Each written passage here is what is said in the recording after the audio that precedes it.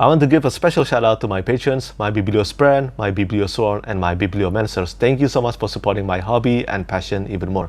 It means so much to me. Hi everyone, Patrick here. Today's video will be the 5th episode of SFF Spotlight. So if you're new to this, if you haven't watched any of my science fiction and fantasy spotlight videos, this is where I will talk about new noteworthy release, new cover reveals, and new special edition announcement in the science fiction and fantasy genre within the past 2 weeks. And for today's video, we have 20 news or 20 spotlights to talk about. And the first one, I think a lot of you will know about this already. This is the cover reveal to The Fall of Numenor by J.R.R. Tolkien, edited by Brian Sibley. HarperCollins have announced that a new Tolkien publication, The Fall of Numenor, will be published on 10th of November 2022.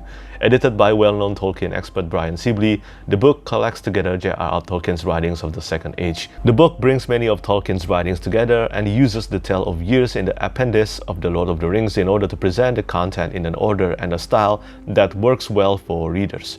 This convenient volume will tell the story from the foundations of Numenor, the forging of the rings, and the last alliance against Sauron that ended the Second Age. Sibley has gone through the entire published works by Tolkien and provides new introductions and commentaries to bring all the pieces of Tolkien's original content together. The book also comes with 11 color images, 10 interior artworks, and 1 for the cover art, and dozens of pencil sketches by renowned Tolkien artist Alan Lee.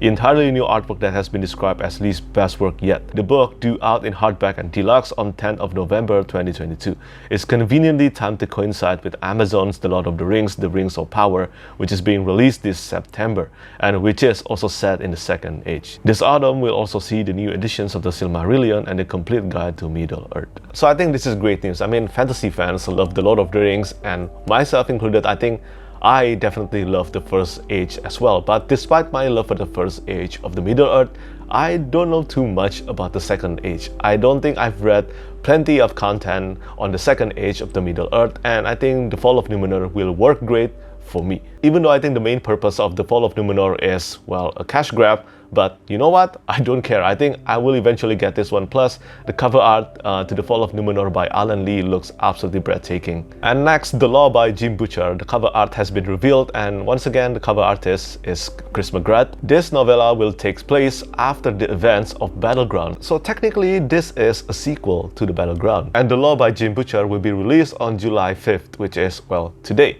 And it is also narrated by Jim Butcher himself. I am not sure yet whether we will be getting a physical copy on this one other than the one released by Subterranean Press or not yet, but hopefully one day we will get it because I do want to read it and I don't click well with audiobook, so yeah.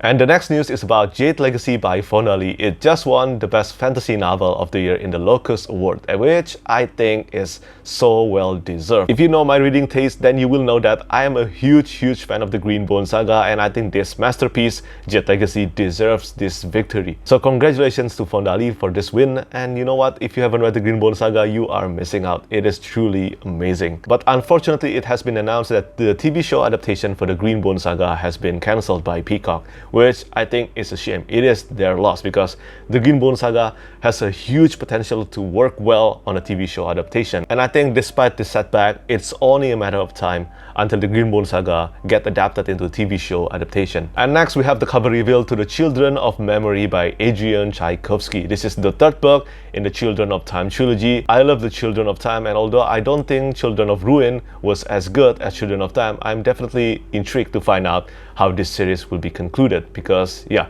Children of Time is probably one of the most popular work by Adrian Tchaikovsky. Maybe it is the most popular work by him. And I really hope that he will be able to conclude this trilogy wonderfully because the first book has such a powerful ending that will be hard to top. And the next spotlight will be for Queen Amid Ashes and Other Stories by Christopher Ruocchio. Once again, this cover art is done by the absolutely amazing Kieran Yanner, and I think this one is a limited edition that will be released by Underida Books, just like The Lesser Devil and Other Stories, which I don't have yet. So if you're a fan of the Sun Eater series and you want to collect this series in physical format, the entire series in physical format, including these limited editions, well, make sure to subscribe to Underida Books and do not miss the pre-order because I think this one will be sold out very quickly, just like The Lesser Devil and Other Stories. If you want to see the announcement and details on this book, well, make sure to visit Christopher Ruocchio's channel. I will leave the link in the description down below. And speaking of cover reveal, next we have another cover reveal for The Alchemy of Sorrow, an anthology of grief and hope. This cover art is done by Zoe Badini and the release date is the 1st of November 2022. A lot of SPFBO authors are involved in this project, and the editors are Sarah Chorn and Virginia McLean,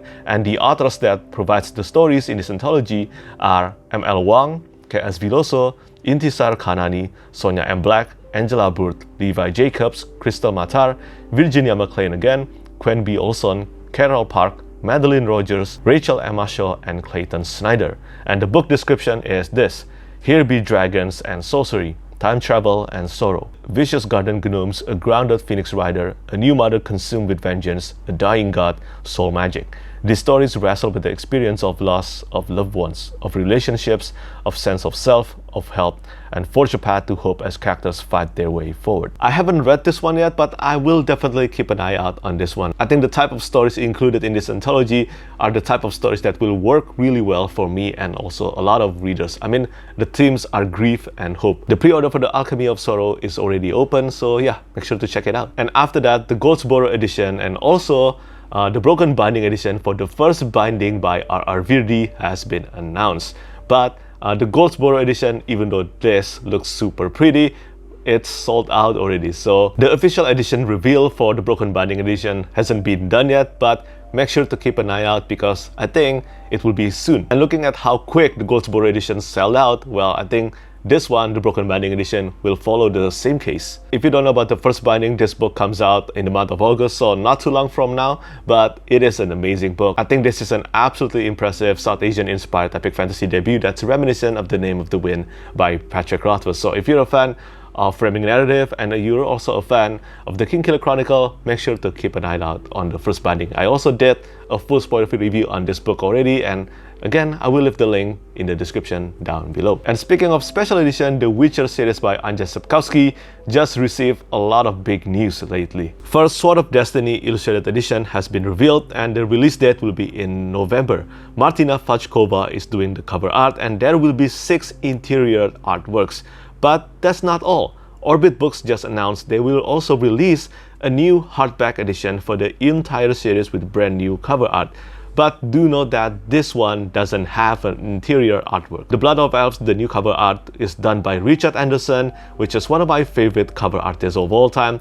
And Time of Contempt, the second book, will have a new cover art done also by one of my favorites again, Magali Villeneuve, and this one, and also The Blood of Elves, both of them will be released in September. Baptism of Fire and Tower of Swallows will be released in October. There is no cover reveal for those books yet. And finally, The Lady of the Lake and Season of Storms will be released in November. I think it is about time The Witcher received a brand new cover art, and I think this brand new cover art are looking super stunning. And speaking of Orbit Books, the next 2 news are again cover reveal from Orbit Books. First, we have the cover reveal to Ethera Grave by Essa Hansen. Just like the Witcher's books that I just talked about, the cover design for Ethera Grave is designed by Lauren Panepinto, and the cover art for this one is done by Mike Heath. I haven't started reading this series yet, but I heard that if you love sci-fi books, you should really check this one out, especially because I think this one works well for those who love Mass Effect. I think I definitely have to check it out one day. And the next cover art is for Engines of Chaos by R.S. Ford.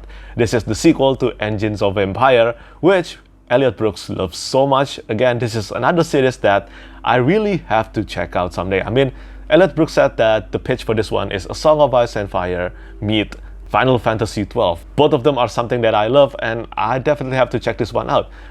Just like Ethera Grave, the cover art and the cover design for this one, the cover art is done by Mike Heath from Magnus Creative, and also the design is done by Lauren Panepinto. So yeah, I think this one looks really good, and I look forward to reading it someday. And after that, we have an announcement from Matthew Wolff regarding his newest book called Skythief. Matthew Wolff is the author behind the Ronin Saga, and this book is not related to that series, but at the same time, this book is also related in a way because this one is supposedly the start of a Cosmere universe, his Cosmere universe for the Ronin Saga and also the Realm Walker. This is the first book in the Realm Walker, and the cover art is done by Ginji or Flavio Bola. But this cover art, despite how good it looks, is not final, so I think this one will be upgraded even more. Just like the other books in the Ronin saga, there will be a Kickstarter for Skythief. So yeah, again, I will leave the link in the description. The next news is that ML Wang just announced that Blood over Brighthaven, the novella that she planned to release within this year,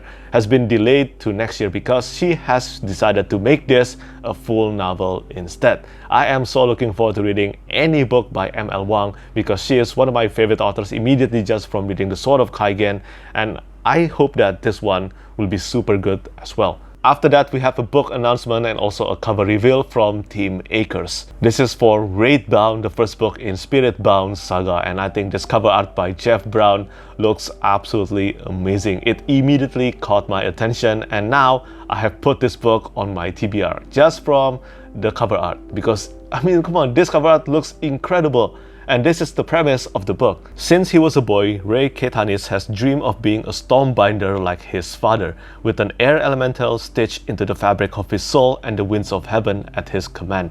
Those dreams died when his father, through no fault of his own, fell into disgrace and was banned by the Justicars of the Iron Council. The family fled to the edge of the ordered world to live in fear in the shadow of an encroaching chaos.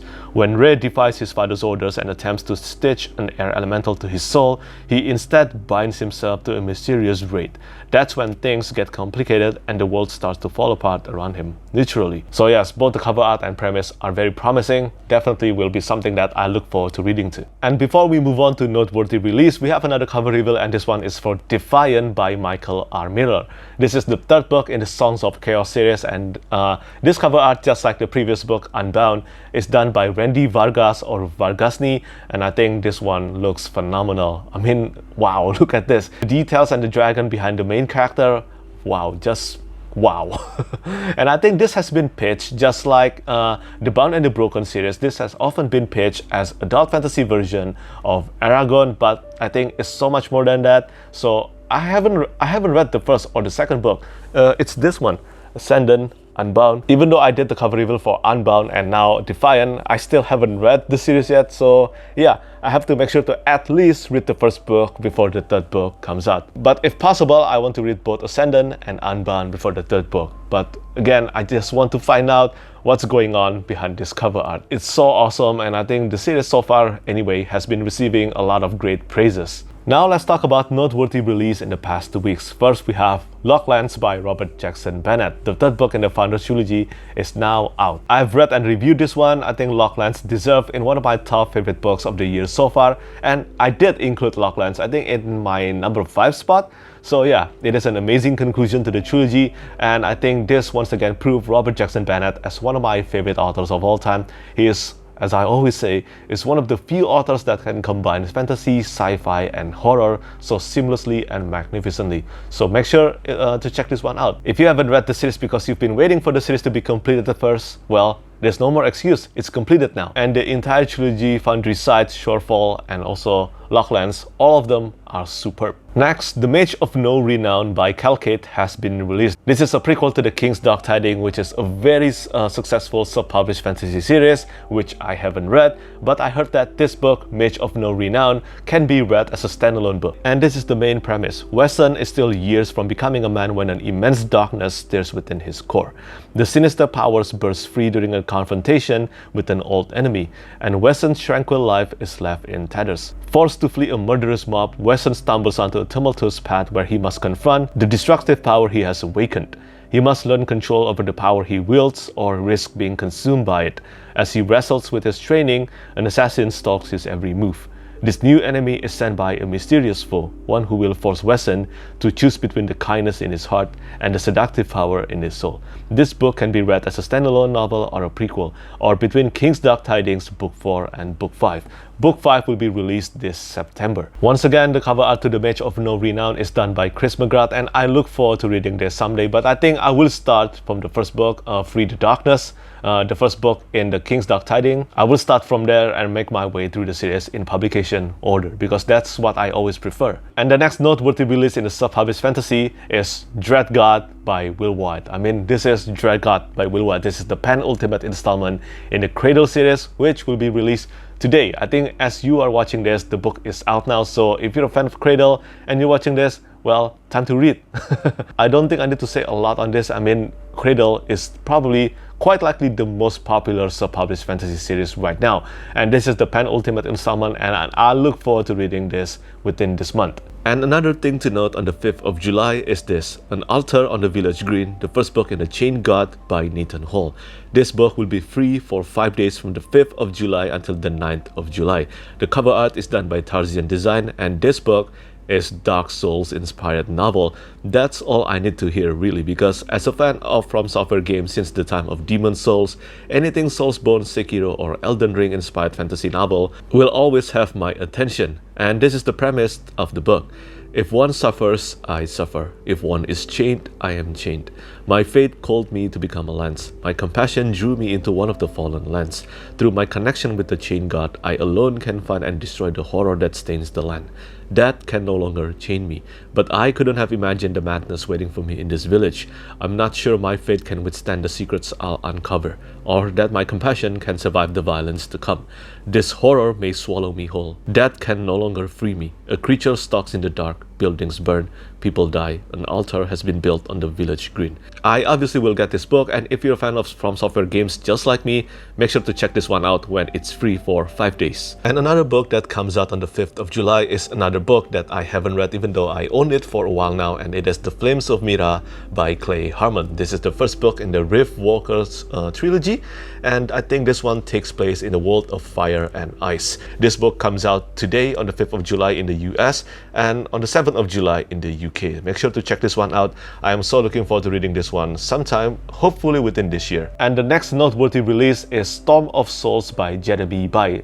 This cover art is done by Joshua Raphael, and this is the second book in the Heirs of Sun and Storm, which is out already. I haven't read the first book yet. The first book is 900 pages long, and I think this one is the same. But if I'm not mistaken, this series is a progression sci-fi series, and again, I look forward to reading this someday. I don't have much to add here because I cannot check the premise on this one, but I've checked the premise of the first book and I think it looks really great. And the next noteworthy release to check out is Daughter of Redwinter by Ed McDonald. This is the first book in a new series called The Redwinter Chronicle, and this cover art is done by Galen Dara. My co-blogger, one of my co-blogger has read this one and he really loved it, and this is the main premise to The Daughter of Redwinter. I think this trilogy might be a totally different type of series compared to the Blackwing trilogy, but either way, I've read only Blackwing from Ed McDonald, which I really love. I probably will check out this one someday. And finally, the last spotlight on this video will be on The Martyr by Anthony Ryan. This is the second book on the Covenant of Steel. I've done a full review on The Martyr, and yeah, this book is out now and make sure to check it out. This cover art is done by Jamie Jones, and I have read every single novel by Anthony Ryan, so I definitely will be reading this one as well. So that's it for today's SFF Spotlight video. Do let me know which news or which spotlight caught your interest here and which one of these news excited you the most. So yeah, that's it for me today. The next SFF Spotlight will be posted 2 weeks from now. As always, thank you so much for watching and thank you for your support. Bye bye. Lastly, I want to say thank you so much once again to all my patrons who keep on supporting me. It means so much to me, seriously.